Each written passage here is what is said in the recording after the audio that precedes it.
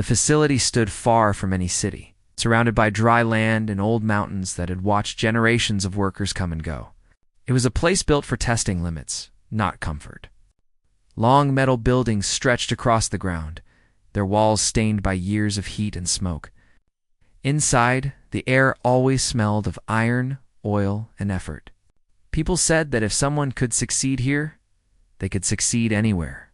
This season's group arrived before sunrise. They came from different regions, different backgrounds, and different species, all brought together under one rule: perform or be replaced. No one was here by accident. Every person had been selected for their skill, endurance, or potential. Still, not everyone believed the selection was fair. Among the group was a Vulpine woman. She was smaller than most of the others and moved with quiet control. Her fur was a soft rust color, marked by signs of age and work, not decoration. She wore the same standard uniform as everyone else and carried no tools of her own. She spoke little and listened more than she talked. Many did not even learn her name on the first day. When the supervisors gathered the group inside the main hall, the noise slowly faded. The hall was wide, with heavy beams overhead and long workstations lined up in rows. At the front, a senior evaluator stepped forward and explained the assignment in a clear, flat voice. Each participant would be required to forge a functional steel tool using traditional methods. The task was simple in words, but difficult in practice. The tool had to meet strict standards of strength, balance, and durability. There would be no shortcuts, no modern enhancements, and no assistance. The work would be judged not only on the final result, but also on technique and efficiency. Most of the group reacted with confidence. Steel was familiar. Many had worked with it for years. Some exchanged smiles, others crossed their arms, already sure of success. A few even whispered about how easy the assignment sounded. The Vulpine woman did not react. She stood still, eyes focused on the materials laid out nearby. Bars of steel rested on racks, all cut to the same size and weight. Tools were limited, basic and worn from years of use. Nothing here was new, and nothing was designed to help anyone stand out. As the supervisors dismissed the group to begin preparation, the room filled with movement. People rushed to claim workstations, checked the quality of the steel, and argued quietly about technique. Experience showed itself quickly. Sparks flew and furnaces were lit. The Vulpine woman chose a workstation at the far end of the hall. It was not the best spot. The furnace there took longer to heat, and the anvil showed signs of damage from past use. Still, she accepted it without complaint. She placed her hands on the steel bar assigned to her, but did not begin. Instead, she watched. She watched how others rushed, how they focused only on the metal and not the fire. She listened to the sounds of hammer on steel, noticing where strikes were wasted and where control was lost. She observed the supervisors as well, how they moved, what they noted, and what they ignored. To some, her stillness looked like hesitation. To others, it looked like fear. A nearby worker laughed quietly and said she would fall behind if she didn't start soon. Another shook his head and said some people simply didn't belong in a place like this. She said nothing. Only after the first round of heating cycles began did she move. She picked up the steel bar and turned it in her hands, feeling its balance and weight. Her fingers traced small imperfections on the surface. She checked the grain, the edges, and the way it responded to pressure. Then she placed it back down. Instead of rushing to the furnace, she walked toward the storage area at the side of the hall. This area was meant for scrap and waste materials discarded from previous sessions. Most people ignored it. What value could be found in leftovers? She knelt near a crate filled with old fragments, broken handles, cracked components, and organic material set aside for disposal. Among it were pieces of dense bone, cleaned and hardened over time. They had once been part of earlier experiments, long forgotten. She examined them carefully. Bone was not common here. It was considered weak, outdated, and unreliable compared to steel. Most training programs dismissed it entirely, but to her, bone was familiar. She understood how it held stress, how it absorbed force, and how it could be shaped when treated with patience. When she carried a few pieces back to her station, it drew attention. A supervisor noticed and raised an eyebrow, but did not stop her. The rules allowed the use of facility materials as long as the final product met standards. The assignment was about results, not tradition. Others were less understanding. Whispers followed her. Some laughed openly now. One person asked if she was confused about the task. Another joked that she must have misunderstood the word steel. She ignored them. Back at her station, she arranged the bone pieces neatly beside the steel bar. She began by preparing the furnace, adjusting airflow and heat with careful precision. She did not aim for maximum temperature. Instead, she focused on consistency. Time passed. While others hammered aggressively, sparks flying in every direction, her movements remained measured. She heated the steel slowly, allowing it to respond without shock. She tested it repeatedly, checking flexibility and tension. Then she did something unexpected.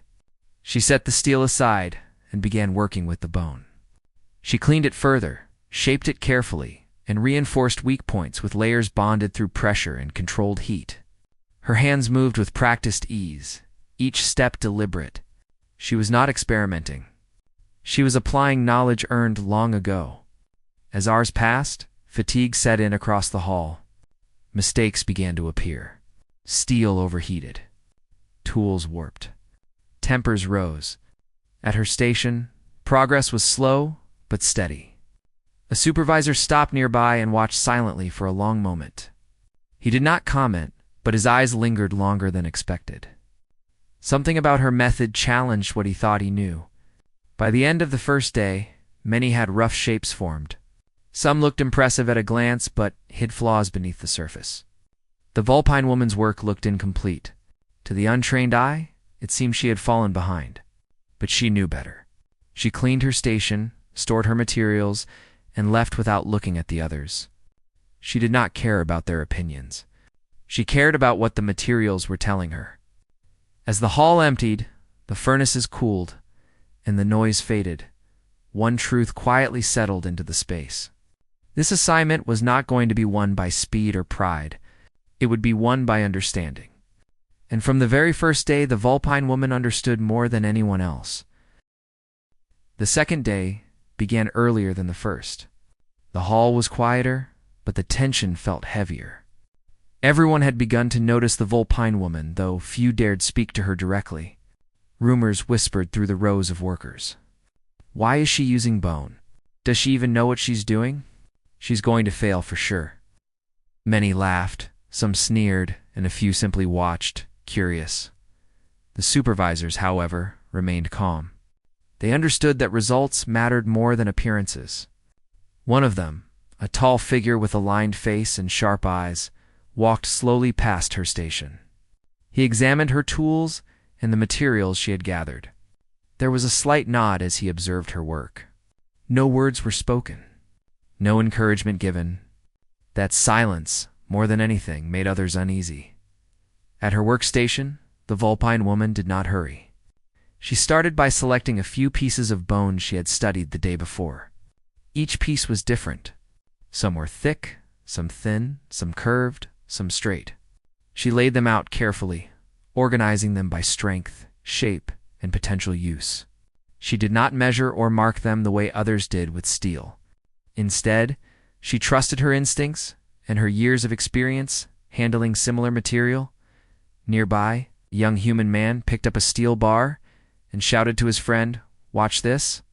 I'm going to finish my tool in half the time she does." Sparks flew from his hammer as he struck the metal with force. Others followed, clanging, banging, and competing to be noticed by the evaluators. The noise was constant, the heat oppressive, and the air thick with tension. The Vulpine woman worked quietly. She cleaned the bone pieces, scraping away any splinters or weak points. She then began heating them in the furnace. Unlike steel, bone needed careful handling. Too much heat would make it brittle. Too little, and it would remain soft. She monitored the fire constantly, adjusting the temperature by feel, not by numbers or gauges. Some of the other workers noticed and whispered again. "She's crazy," said one. "Bone won't last a minute under stress," another replied. "She's wasting her time while we make real tools." Laughter spread, but it was nervous laughter. Deep down, some of them wondered if she might be onto something they didn't understand. The Vulpine woman ignored the noise. She shaped the first piece of bone slowly, using pressure and heat to bend it into the shape she needed. Her movements were smooth, precise, and deliberate. There was no wasted motion.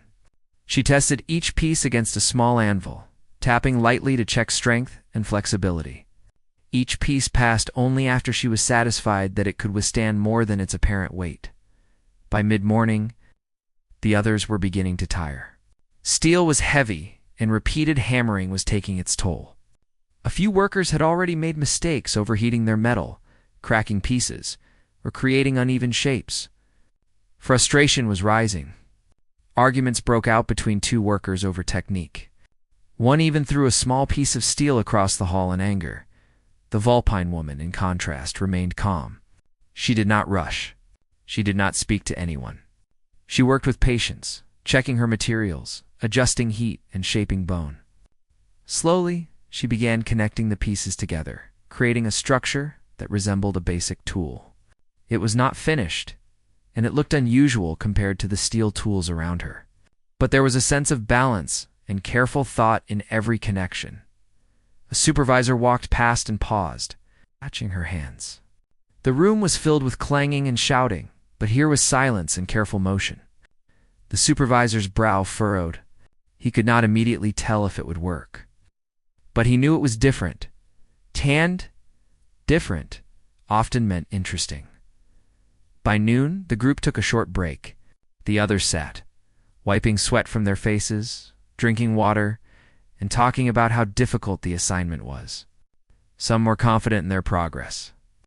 Others were worried. The Vulpine woman stepped back from her workstation for a moment. She wiped her hands clean, looked at her partially assembled tool, and breathed steadily. It was not about speed. It was about control. It was about understanding what each piece could do and how it could work together. After the break, she returned to work. She reinforced the bone pieces by layering thin strips in places that would need extra strength. She used heat carefully, bending and shaping each strip. She tested connections by applying pressure and twisting slightly. Each adjustment made the structure stronger, more reliable. While it looked delicate to anyone else, she knew it would hold. Meanwhile, a few of the other workers were beginning to notice something. Some pieces of steel had warped. Others had cracked. The frustration grew, and the laughter turned into muttered complaints. One man muttered, "She's still using bone. How is that even legal?" Another, more curious, watched her work quietly, trying to understand her method. By the afternoon, the supervisors began the first round of preliminary testing. The steel tools were struck, twisted, and stressed to check durability. Many failed almost immediately. Cracks ran along the bars, connections came apart, and some tools could barely survive a few strikes. The workers groaned, realizing that their speed had not guaranteed success. The Vulpine woman's partially completed. Bone tool had not yet been tested. It sat quietly at her station, looking fragile, almost unassuming. She did not worry. She knew it could withstand more than the others expected. She continued working, finishing connections, reinforcing weak points, and smoothing edges. Her concentration never broke. Even when others glanced at her curiously or moved, as evening approached, the day's work was collected for evaluation. The supervisors walked through the hall, examining each creation. Steel tools were marked for cracks and flaws. When they reached the Vulpine woman's station, they paused longer than usual. Her tool looked strange, unlike anything they had seen before, but they could see careful design, balance, and an unusual strength in its form. One supervisor spoke quietly to another. "She's taken something ordinary and made it extraordinary. I'm not sure it will pass the test, but I want to see it in action." The other nodded, equally curious. The workers left the hall tired, sore, and frustrated.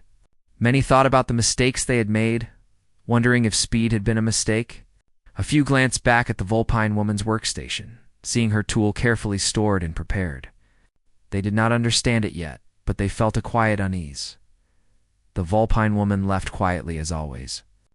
She carried no pride, no rush, no fear. Her focus had never been on what others thought. She had spent the day learning, adjusting, and preparing. She understood her materials. She trusted herself. And she knew that tomorrow would bring the real test, the moment when her work would face pressure, weight, and force beyond anything she had seen. As the night settled over the facility, the hall emptied and the furnaces cooled. The other workers were restless, thinking about what they had done wrong or right. The Vulpine woman rested, thinking of nothing but the work ahead. Her calm presence, her careful methods, and her quiet focus had already begun to set her apart. By the end of the second day, it was clear to everyone this assignment was not about following tradition or rushing to finish. It was about understanding, patience, and courage. The courage to try something no one else would. And the Vulpine woman, silent and careful, had already begun to show the first signs of something extraordinary. The third day at the facility started with a quiet tension. The workers knew that the supervisors were beginning to notice differences in their creations, though most were still focused only on speed and appearance. The steel tools were mostly finished, but flaws were already appearing under light tests. Cracks, bends, and uneven weight distribution were showing themselves. Frustration filled the hall, and the sound of hammers striking steel rang louder than ever. The Vulpine woman arrived at her workstation with calm determination. She carried no tools beyond what she had already prepared. Her bone pieces were arranged neatly, her partially assembled tool waiting for final adjustments. She looked over her work carefully before touching anything, as if reading the material itself, sensing where strength and weakness lay. Her quiet focus was noticeable, even among the noisy chaos around her.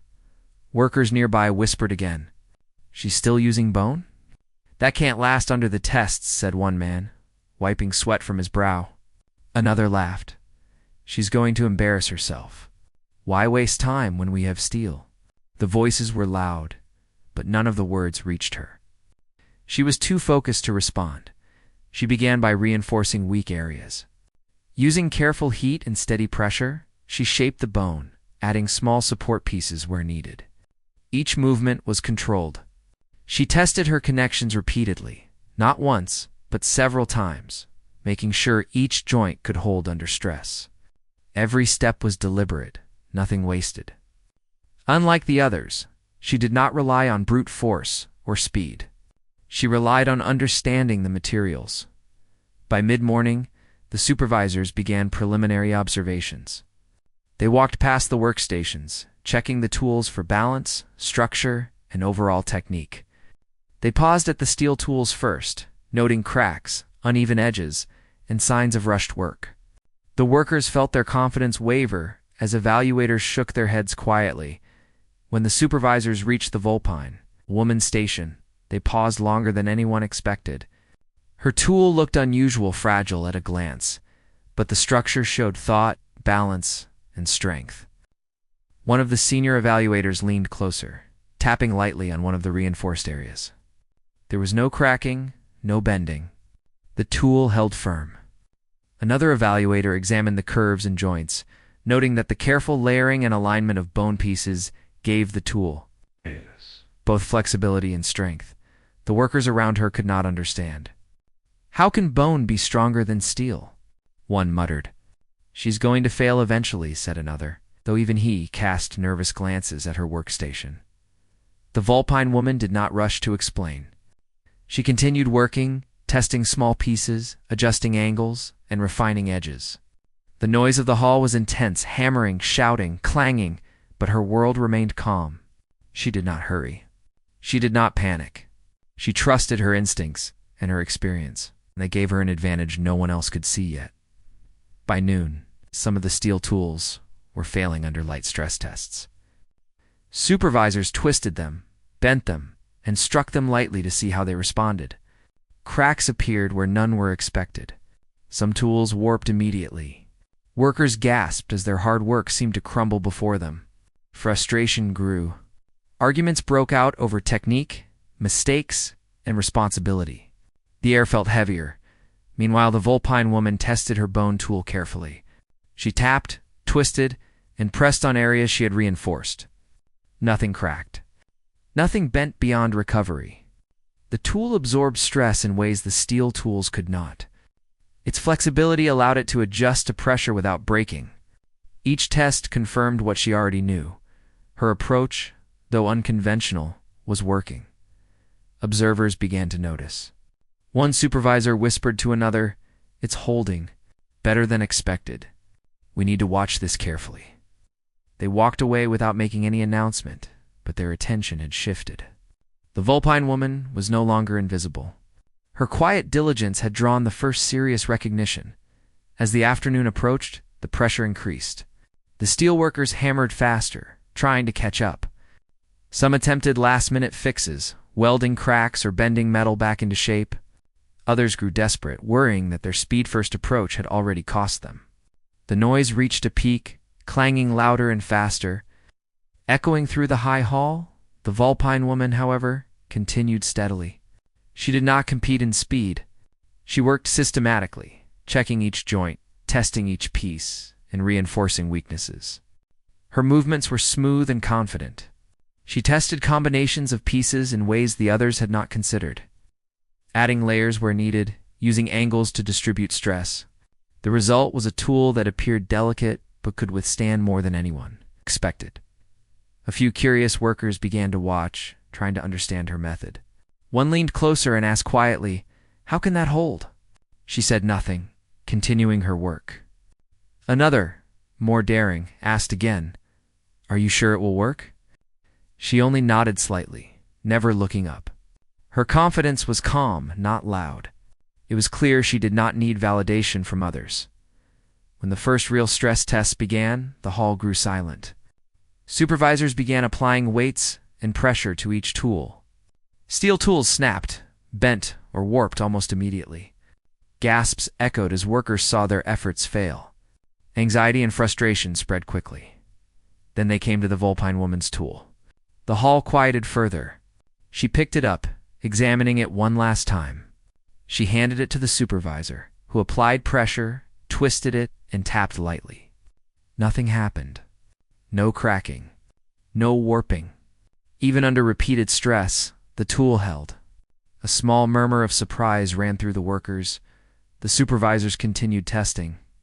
They struck the tool lightly, then pressed harder. Still, it held. Flexed slightly under pressure, but always returned to shape. One senior evaluator leaned closer, noting the careful layering and the strategic use of materials. "Remarkable," he whispered. Another nodded, equally impressed. Workers could not believe it. Those who had mocked her before now watched in silence, unable to comprehend how bone, something they considered weak, had outperformed steel. Some began to rethink their approach, noticing the patience, care, understanding behind her work. The Vulpine woman remained calm throughout. She did not celebrate or comment. Her focus was on the material, not the reactions of others. She adjusted small areas, tested again, and ensured the tool was ready for the final evaluation. Her work, slow and methodical, had proven its worth. By evening, the room was quiet, filled with workers processing what they had just witnessed. The steel tools had mostly failed, and many had realized that speed and brute force were not enough. The Vulpine woman's method had changed expectations. She had shown that patience, careful observation, and a willingness to try something different could outperform convention. As the workers left the hall, some glancing nervously at her workstation, the supervisors stayed behind. They discussed the results in hushed tones, acknowledging that her work had shifted the standards. One said, "We need to rethink how we judge skill. She's teaching us something important." The Vulpine woman packed her tools carefully and left quietly. She did not need recognition. Her work spoke for itself. The first real challenge had passed, and she had already begun to prove that her method, unusual as it was, could stand against convention. That night, the hall was empty, furnaces cooled, and the steel tools lay in various stages of failure. But her workstation remained organized, her bone tool intact, and prepared for the next day. She rested calmly, knowing that the real tests were yet to come. Her method had surprised everyone, but she knew it was only the beginning. By the end of the third day, it was clear to all. understanding materials, patience, and careful technique could triumph over speed and tradition. The Vulpine woman had shown that innovation could come from unexpected places. Her quiet, steady approach had begun to earn her silent respect. The fourth day arrived with a sense of tension and anticipation. The hall was brighter than before, sunlight streaming through high windows and reflecting off the worn metal surfaces. The workers were ready, or at least they thought they were ready. Each of them carried the weight of the previous day's fatigue, frustration, and the slow realization that their usual techniques might not be enough. They had forged steel tools quickly, some with skill, some with luck. And now the real tests were about to begin. The Vulpine woman entered quietly as always. Her fur slightly ruffled from travel, but her eyes calm and focused. She carried nothing but determination and the carefully prepared bone tool from the previous day. Her station was neat and orderly, a stark contrast to the chaos unfolding elsewhere. Workers glanced at her with a mix of curiosity, doubt, and quiet unease. She had already proven that she could succeed in ways they had not imagined, and that unsettled many of them. The supervisors gathered the group at the center of the hall. They explained that the final testing would be more intense than anything before. Each tool would be subjected to extreme pressure, repeated impact, and precision tasks designed to evaluate both strength and usability.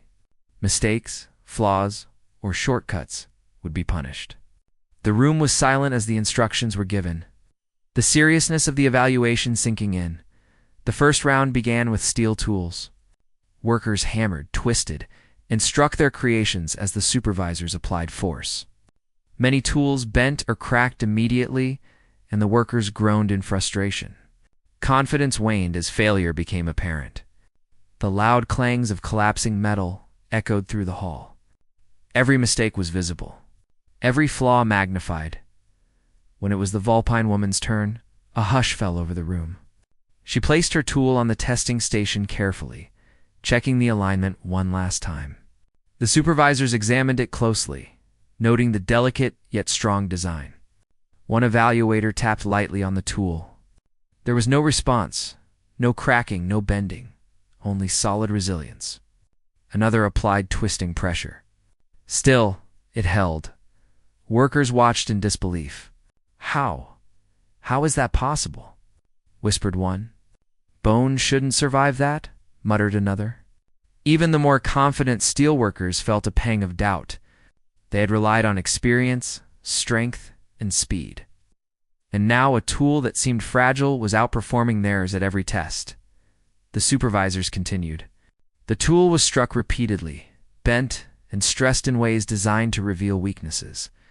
Each time the bone tool absorbed the pressure, flexed slightly when needed, and returned to its original shape. The more it was tested, the clearer it became that this was not a fragile creation, it was extraordinary.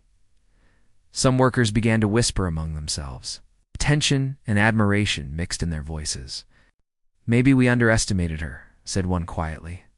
Another nodded, muttering, she's working with what no one else considered, and it's stronger than ours. The Vulpine woman did not look around. She did not react to the whispers or the stares. Her focus remained on the material. She adjusted a joint here, reinforced a weak point there, all with quiet precision. Every movement was calculated, each adjustment small but meaningful. Her tool was not just surviving. It was excelling. Meanwhile, other steel tools continued to fail. Cracks widened, bends became permanent, and some were declared unusable. Workers sighed, rubbed their hands over their faces, and muttered complaints. Speed and strength had not been enough. Experience alone could not predict every weakness. The day's results were proving that a deeper understanding of materials and technique was far more important. The final round tested usability. Workers had to perform tasks with their tools, precision cuts, delicate shaping, and controlled force application. Many steel tools were now nearly useless. The Vulpine woman's bone tool performed flawlessly. It cut with precision, absorbed force without damage, and could handle the most delicate movements without losing stability. Observers were quietly stunned. One supervisor spoke softly to another, "We thought steel would always dominate." But look at this. Its flexibility and durability, better than anything we've seen from traditional methods." The other nodded, equally impressed. Both knew this was a turning point. Some workers were beginning to understand. Their doubts and whispers grew louder, filled now with respect. A young man who had mocked her earlier admitted under his breath, "I didn't think she'd make it. But she's better than all of us." Another worker, more curious than competitive, leaned in, studying the tool carefully. He began to see why her method worked. Patience, understanding, and adaptation had turned discarded materials into something far stronger than conventional wisdom had predicted. The Vulpine woman continued testing and adjusting. She reinforced minor areas that had slight stress points, applied subtle shaping, and ensured her tool was ready for the final evaluation. Every step was quiet, calm, and controlled. Unlike the others, she was not panicking. She was not rushing. She trusted her knowledge and skill. By late afternoon, it was clear to everyone that the competition had a new leader. Steel tools lay in various states of damage, many now useless for further testing. The Vulpine woman's tool, however, remained pristine and functional. The room was filled with quiet awe. Even those who had mocked her could no longer deny the results. One of the senior supervisors stepped forward, holding the tool in his hands. "This tool," he said slowly, "is more than just a creation. It's a lesson. It shows us that innovation, understanding, and careful work can outperform raw strength and speed. It changes the way we think about materials and technique." The workers looked at each other, realizing the truth. Their assumptions had been challenged. They had believed that steel, speed, and power were everything. Now they understood that patience, observation, and careful application could achieve results no one had imagined. The Vulpine woman quietly returned her tool to her station. Checking it one last time, she did not speak. She did not celebrate. Her focus was not on recognition, but on the work itself. She had faced every challenge, proven her method, and remained calm under pressure. The atmosphere in the hall shifted. Workers who had been loud and confident now walked with a new humility. Some approached the Vulpine woman, quietly asking questions about her technique. Others simply watched, hoping to understand how she had achieved something that seemed impossible. The supervisors nodded approvingly, seeing not just a successful tool, but a demonstration of intelligence, patience, and creativity. As evening fell, the hall emptied slowly. The furnaces cooled and tools were collected for the final review. The Vulpine woman packed her station neatly, leaving nothing out of place. Her tool, made of discarded bone and careful effort, had outperformed every steel tool in the room. The workers left with a mix of emotions, frustration, admiration, and curiosity. They had learned a valuable lesson. Strength is not always measured by force alone. Understanding, patience, and willingness to try new methods could surpass expectations. The Vulpine woman walked quietly out of the hall, her mind focused on what tomorrow would bring. She had proven herself, but the journey was not yet over. She had changed the way others thought about work, materials, and innovation. And she knew that the final evaluation would only confirm what had become clear to everyone. Sometimes, the smallest, quietest, and most unconventional approach could achieve greatness. That night, the hall was empty, and the steel tools lay broken or bent. While her bone tool rested in perfect condition, ready for any challenge, the supervisors reviewed the day's work, already discussing how her method could influence future assignments and training. The Vulpine woman, calm and focused, had shown that understanding and careful effort could triumph over tradition and force. By the end of the fourth day, it was undeniable. The Vulpine woman had not just succeeded, she had outperformed everyone, redefined expectations, and shown the power of quiet confidence and careful skill. The lesson was clear. True mastery comes from observation, patience, and courage to try something different. The fifth day arrived with a sense of anticipation and quiet excitement. The hall, now filled with the faint smell of metal and heat, felt different. Everyone knew that the final evaluations would determine not only who had succeeded, but also who had learned the most. The steelworkers carried their tools with careful pride, hoping to salvage what remained after the previous day's intense testing. Some were still confident, though nerves were visible in their hands and movements. The Vulpine woman entered, as always, calm and collected. Her bone tool rested neatly at her station, fully intact after all the trials of the previous day. She carried no extra tools and spoke to no one. Her focus was on the work, not on recognition, applause, or gossip. She had already proven that her method could outperform all conventional approaches. Now, it was time for the final judgment. The moment that would solidify her place in the facility's history. Supervisors gathered the group in the center of the hall. They explained that the last round would test not only strength, but adaptability, precision, and durability under combined conditions. Tools would face multiple stresses at once: force, heat, and repeated movement. This was the ultimate test. The room fell silent as instructions were given. The seriousness of the evaluation was unmistakable. The steelworkers began first. Their tools, many already weakened from previous tests, struggled under combined stress. Some cracked immediately. Others bent and failed after a few careful strikes. Faces grew tense as failure became more apparent with every moment. The sounds of breaking metal and sighs of frustration echoed through the hall. Even the most confident workers felt their hearts sink. When it was the Vulpine woman's turn, the room fell quiet. She carefully lifted her tool, placing it on the testing station with precision. Supervisors observed her closely, examining every connection, curve, and layer. They tapped lightly, twisted carefully, and applied repeated pressure. Each time, the tool responded perfectly. It flexed under stress without breaking, absorbed force without damage, maintained balance and stability even under the heaviest testing. Workers stared, some with disbelief, others with growing respect. "How can that hold?" whispered one, unable to hide his astonishment. Another muttered, "It's incredible. Bone. How?" Even those who had mocked her in the first days felt their assumptions crumble.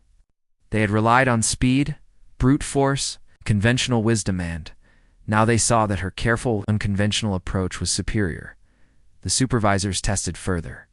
They applied heat to certain parts, tested precision cuts, and applied repeated stress. The tool remained flawless. Every strike, every twist, every pressure test confirmed what had been suspected but not yet proven.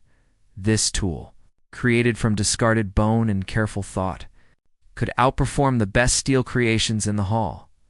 The atmosphere changed. Workers whispered to one another, their confidence replaced by curiosity and quiet admiration.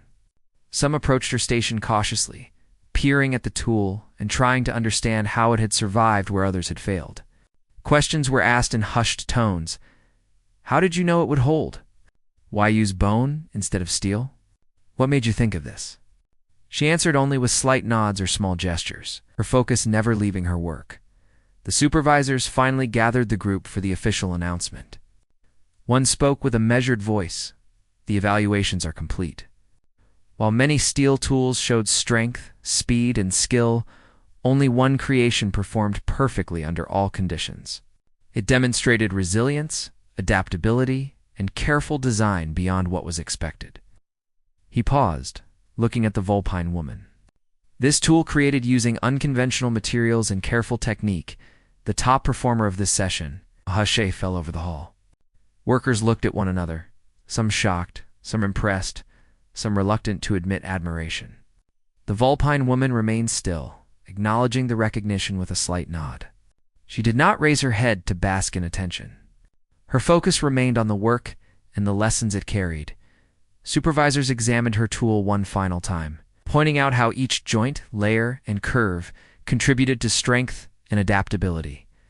They explained to the group that her success was not a matter of luck, but of careful observation, patience, and knowledge of material properties.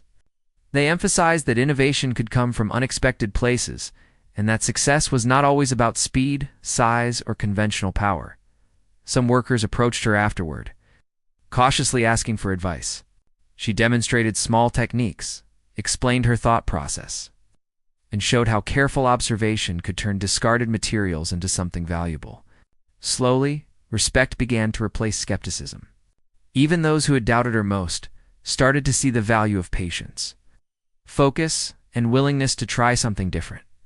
The hall buzzed quietly with conversation. Workers discussed lessons learned, new approaches to problem solving, and the importance of understanding materials before acting. The supervisors noted the change in atmosphere. The exercise had not only identified a top performer, but it also shifted perspectives on training, innovation, and evaluation. By the end of the day, the hall was quiet again. The Vulpine woman packed her station neatly, leaving nothing out of place. Her tool, made of bone and careful effort, remained perfect. The steel tools were collected, some damaged beyond use, some repaired as best as possible. But it was clear that her work had set a new standard. As she walked out of the hall, her movements calm and steady, the lessons of her success followed. The workers had learned humility, curiosity, and respect for careful craftsmanship. They understood that tradition was not always the best guide, and that innovation often required courage to try something new, even when others doubted you. Later, the supervisors discussed ways to incorporate her methods into training and research. They recognized that her approach could inspire new techniques and solutions for future challenges.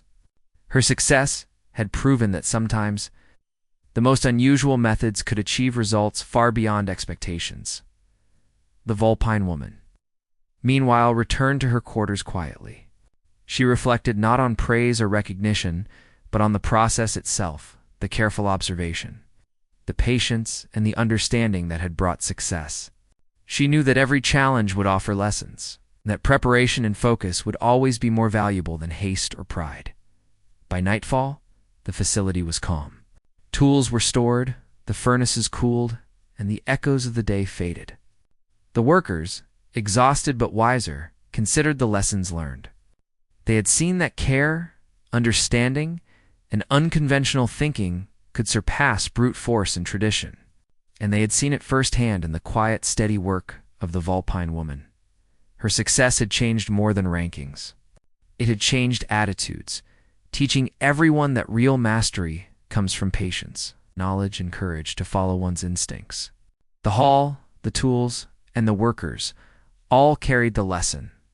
Sometimes, the quietest, most methodical approach is the one that achieves greatness. By the end of the 5th day, her story was complete. The Vulpine woman had not only outperformed every other worker, but she had also inspired change, curiosity, and respect. The lessons she left behind would last far longer than the tools themselves, showing that understanding, observation, and courage to try something different are the true measures of success.